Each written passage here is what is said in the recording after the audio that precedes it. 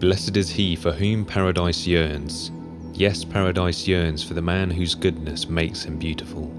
It engulfs him at its gateway, it embraces him in its bosom, it caresses him in its very womb, for it splits open and receives him into its inmost parts. But if there is someone it abhors, it removes him and casts him out. This is the gate of testing that belongs to him who loves mankind. Blessed is he who was pierced and so removed the sword from the entry to paradise.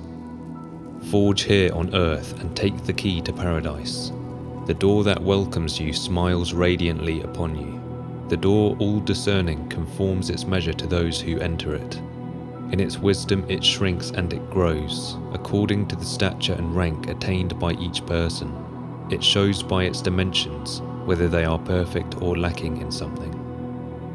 When people see they have lost everything, that riches do not endure, and carnal desires no longer exist, that beauty and power disappear and vanish, then they recollect themselves and are filled with remorse, because, choked with care, they heard with contempt those words, "Your possessions are but a passing dream, your inheritance darkness."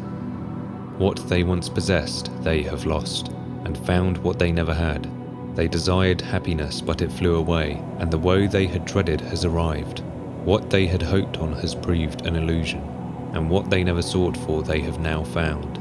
They groan because they are brought low and have been robbed, for their way of life deceived them.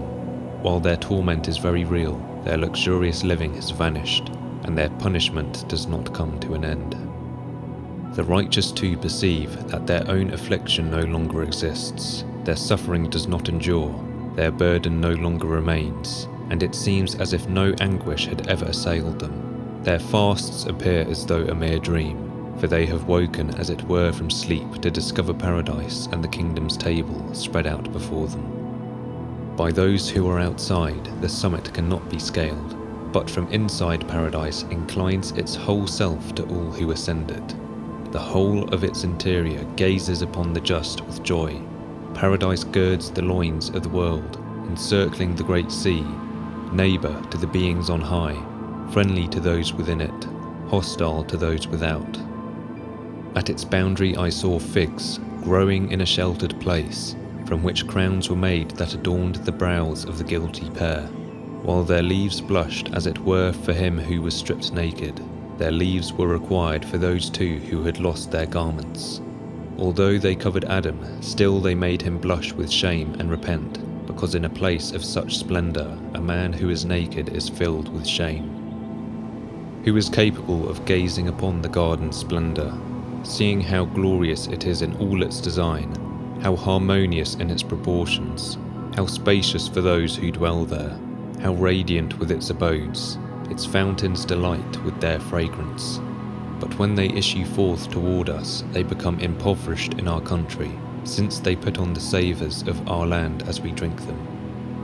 Indeed, that will for whom everything is easy constrains these abundant fountains of paradise, confining them with land, like water channels.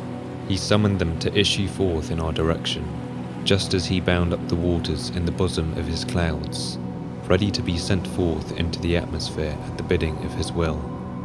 When he made this intricate design, he varied its beauties, so that some levels were far more glorious than others. To the degree that one level is higher than another, so too is its glory. The more sublime in this way he allots the foothills to the most lowly, the slopes to those in between, and the heights to the exalted. When the just ascend its various levels to receive their inheritance, with justice he raises up each one to the degree that accords with his labours. Each is stopped at the level whereof he is worthy, there being sufficient levels in paradise for everyone. The lowest parts for the repentant, the middle for the righteous, the heights for the victorious, while the summit is reserved for God's presence. Noah made the animals live in the lowest part of the ark. In the middle part he lodged the birds, while Noah himself, like the deity, resided on the upper deck. On Mount Sinai it was the people who dwelt below, the priests round about it and Aaron halfway up, while Moses was on its heights, and the glorious one on the summit.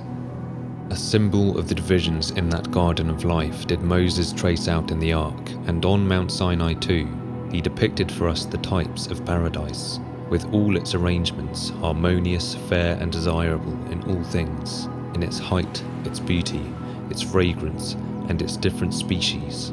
Here is the harbour of all riches, whereby the church is depicted.